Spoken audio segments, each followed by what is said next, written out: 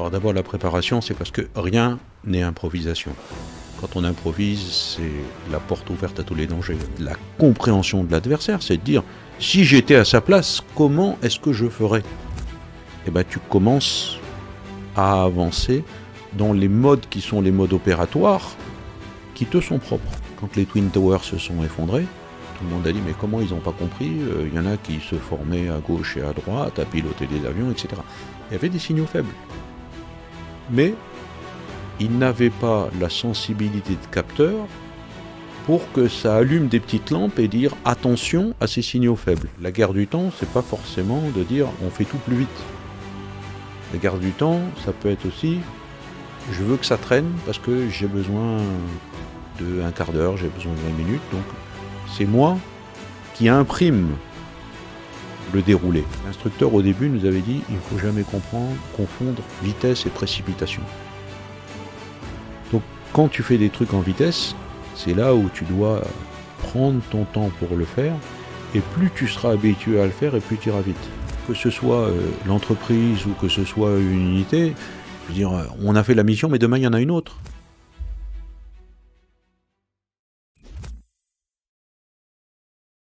On va parler d'un sujet qui est passionnant, qui me passionne énormément, et je sais que toi aussi, c'est la connaissance de son adversaire. Tu nous en parlais tout à l'heure. Et la guerre de l'information. C'est quelque chose de très important. Donc, comment tu fais, en fait, pour monter en compétence dans ce domaine-là? Il n'y a pas de secret, hein. Tout se travaille.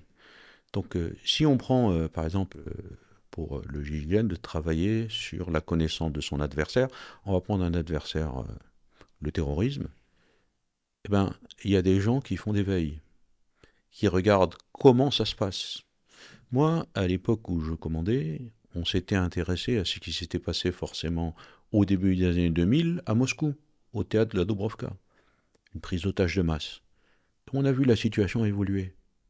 On a vu Bombay, à Mumbai, quand il y a eu les attentats à Bombay, on s'est dit il y a quelque chose qui est en train de changer. Donc on a commencé à étudier, on a eu des échanges avec les gens qui avaient ça, on a lu le rapport parlementaire qui avait été édité, de façon à comprendre et de voir qu'est-ce qui a changé dans cette manière d'opérer, de terrorisme contre une force étatique, et de voir comment eux, leur objectif était fixé, comment ils comptaient atteindre l'objectif. Il y a quelque chose qui nous avait marqué fortement, c'est le fait qu'ils tuaient, ils ont commencé par donner des assauts, ils tuaient beaucoup de gens. Et, enfin, des gens qui étaient présents, simplement, des otages. Okay. Et à un moment, ils se sont arrêtés de tuer parce que les premiers policiers indiens sont arrivés, ils étaient désarmés. Ils n'avaient que des bâtons. Mais on s'est dit, tiens, c'est bizarre, dès lors que les policiers arrivent, ils arrêtent de tuer des gens et ils commencent à se retourner contre les policiers. On a vu qu'il y avait quelque chose de particulier. C'était la compréhension de l'autre. Donc tout ça, tu vois, c'est à chaque fois que tu avances, il faut comprendre ton adversaire. Mais c'est la même chose quand tu fais, par exemple, quand le GIGN va faire un go fast, il se pose la question de savoir, non pas le go fast par rapport aux forces de police, mais quel est l'objectif d'un véhicule chargé de drogue. Alors certes, c'est d'éviter la police. Certes, c'est d'éviter la concurrence qui viendrait leur subtiliser leur cargaison. Que la police, oui. Mais c'est surtout bien livrer celui qui m'a passé commande. Donc après, on va voir, à partir de là, la compréhension de l'adversaire, c'est de dire, si j'étais à sa place, comment est-ce que je ferais? Et quand tu réfléchis à la façon dont comment tu ferais pour atteindre ton objectif et pas pour t'embêter toi, eh ben tu commences à avancer dans les modes qui sont les modes opératoires qui te sont propres. Et il y a un moment où tu vas confronter les modes opératoires de ton adversaire avec tes modes opératoires. Et tu vas dire, s'il fait ça, moi je peux faire ça. Ah, s'il fait ça, là je suis un peu dans l'impasse. Donc qu'est-ce qu'il faut que je fasse pour être... Tu vois, peu à peu, une fois que tu l'as compris, toi tu vas pouvoir échafauder tes réponses. Si tu le fais dans le sens inverse, il y a de fortes chances que tu sois hors sujet. Ouais, c'est vrai que il y a déjà une contrainte de base, c'est que jouer en défense, c'est accepter d'avoir un coup de retard. Mais là, en plus de ça, ça veut dire qu'il faut que tu aies une parfaite connaissance du mode opératoire de l'adversaire ou de la cible. Comment tu fais en fait pour monter dans le niveau d'information? Bah, tu parlais de GoFast par exemple ou d'attaque terroriste. Comment tu fais Alors, pour tu as deux connaître mieux choses. ton Il y a la adversaire? première, on va dire, c'est une approche très en information ouverte. Par exemple, je te disais, tu regardes le rapport parlementaire édité par le Parlement indien suite aux attaques de Mumbai. C'est, ça regorge d'informations. La deuxième chose, c'est ton expérience de tout ce que tu as fait. C'est-à-dire que si tu as fait plusieurs go fast, tu commences à avoir une connaissance de ton adversaire.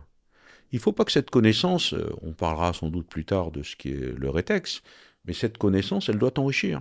C'est-à-dire dire, tard là, ah, on a été près de l'échec.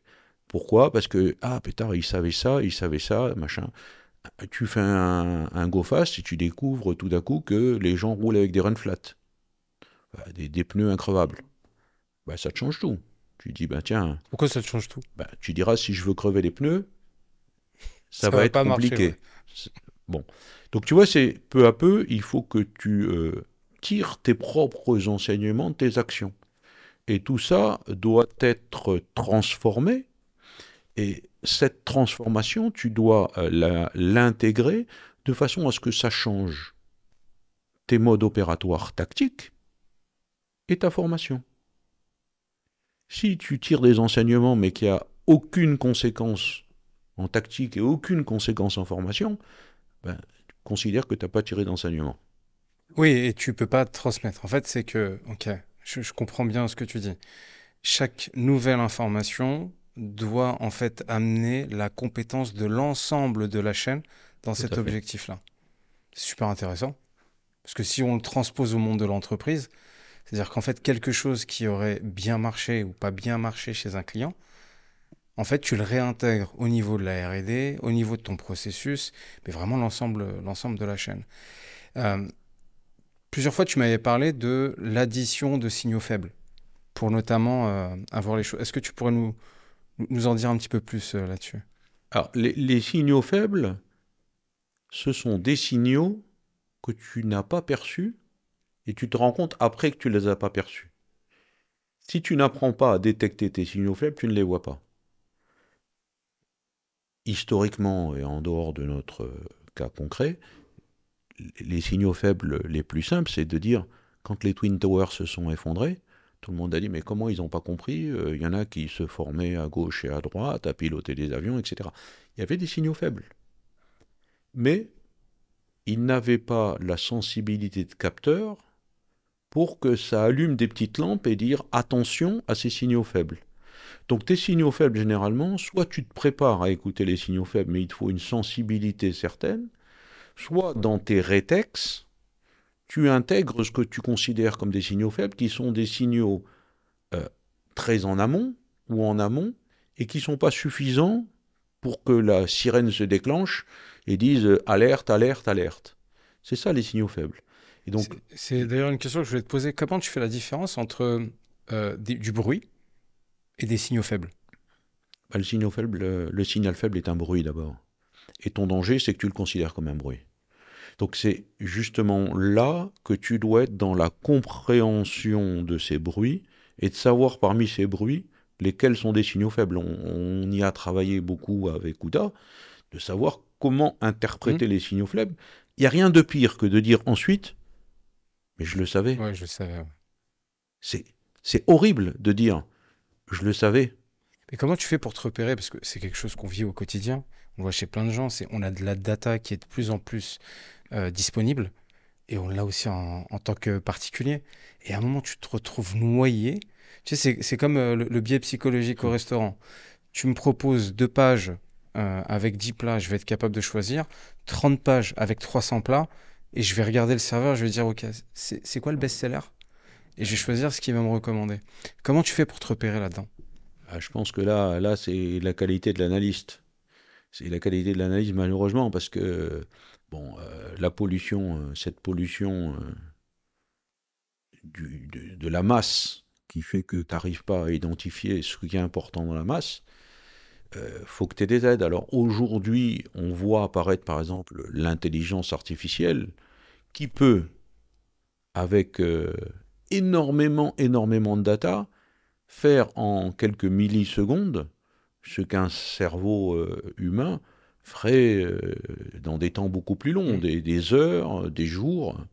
Donc il y a certainement, encore faut-il que tu calibres bien ta méthode de poser les questions et ta méthode de rechercher Oui. ces signaux faibles. Alors, dans les opérations, donc tu avais toute une partie, si on reprend l'exemple d'EgoFast ou d'autres, qui était en fait sur la prise d'informations, donc du renseignement. Tu as des équipes qui sont dédiées à ça. Toi, en tant que décideur, tu as quelqu'un qui va venir te faire une synthèse et te collecter, tu vois, l'ensemble de ces bruits, te dire, voilà, c'est des signaux faibles. Il va venir te voir et puis il va te dire, bah, tu as l'option A ou l'option B. Je te recommande l'option A. Comment tu fais pour jauger en fait que sa synthèse est bonne? Alors, d'abord au GIGN, généralement, on dit toujours délibérer le fait de plusieurs, décider le fait d'un seul. Donc ça, c'est pas moi qui l'ai dit, c'est Napoléon.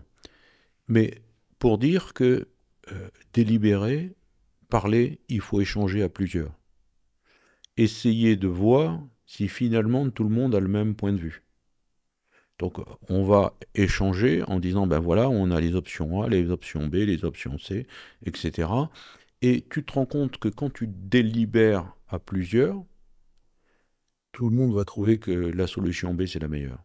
C'est-à-dire que ce soit tellement réparti qu'on dit, ben, je ne sais pas si c'est A ou si c'est B ou si c'est C, et finalement, tu tires à pile ou face pour savoir si c'est A ou B ou C.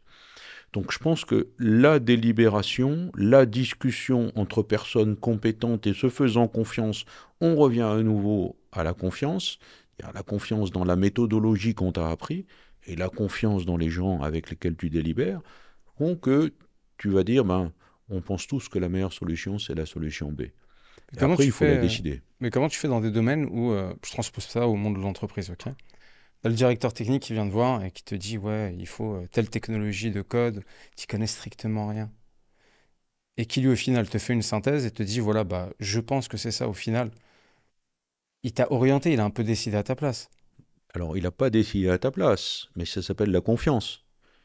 Je veux dire, quand la personne te dit techniquement c'est ça, toi, c'est un de tes collaborateurs parce que c'est à lui que tu as délégué la connaissance de quelque chose que tu n'as pas. À la rigueur, sinon, à quoi sert-il? Sinon, à te permettre de prendre un peu plus de temps libre ailleurs. L'idéal, c'est d'avoir des collaborateurs qui t'apportent une valeur ajoutée. Et cette confiance, à travers la valeur ajoutée, c'est de dire, ben, moi, je te conseille ça. Mais lui aussi, il doit comprendre ta mode de raisonnement, comprendre ce que tu recherches, comprendre, un peu comme on disait tout à l'heure pour l'adversaire, comprendre quel est ton objectif. Et lui, c'est pas bien par rapport à son objectif de directeur technique en disant ah, c'est la meilleure solution D'accord. technique, c'est la plus belle. Non, c'est la plus belle dans le scénario avec l'objectif que nous nous sommes collectivement fixés et que tu as, en tant que patron, arrêté. Ouais, donc en fait, il est vraiment dans la formulation de l'objectif et de la vision du patron en disant, l'objectif, c'est ça.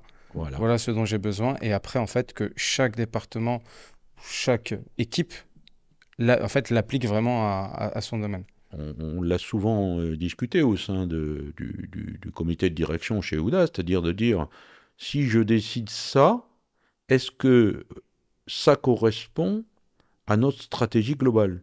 Si ça ne correspond pas, tu dis ben, je suis en train de faire un autre produit ou je suis en train de m'éloigner. Pourquoi pas? Mais il faut en avoir conscience immédiatement qu'on n'est pas dans la correspondance de l'objectif stratégique qui a été défini. Est-ce qu'il y a, t'as des exemples où, par exemple, tu as eu vraiment, tu as appliqué une stratégie, puis en fait, tu as des informations qui t'ont vraiment fait changer ta stratégie ou qui ont changé en fait le mode opératoire ou la résultante? Ben, on en parlait tout à l'heure. Le premier exemple dont je t'ai parlé, début des années 2000, prise d'otage de masse à Moscou. Donc on se disait, prise d'otage, je me rappelle d'avoir discuté avec le général russe qui commandait l'opération. Il me dit, bon, On m'a appelé, il était 20h, j'étais en train de promener mon chien. Il y a une prise d'otage au théâtre de la Dubrovka. Et il me dit en souriant, je me suis dit, j'ai le temps de faire finir de pisser les chiens. Donc il avait le temps.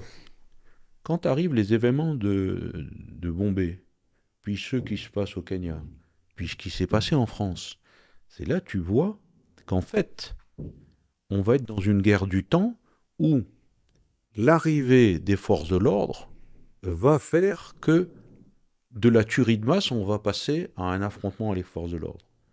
Le concept a changé. Ta stratégie de dire on fait une prise d'otage de masse va passer à une tuerie de masse. Donc il faut tout changer parce qu'on va être obligé, et même les forces de police ont changé à l'époque. C'est-à-dire que de dire non plus mettez-vous autour et attendez. Non. Les primo-intervenants, c'est-à-dire que ceux qui arrivent avant les forces spéciales, il faut qu'ils s'engagent. C'est quelque chose qui n'était pas conçu et concevable auparavant. Donc tu vois, on a une stratégie qui a totalement évolué du haut en bas des forces de police parce que l'adversaire a évolué. Et c'est dingue. En fait, on se rend compte que l'information, en fait, c'est vraiment l'élément qui va te changer totalement, totalement la donne et ton adaptation. Tout à fait. Merci beaucoup, Thierry.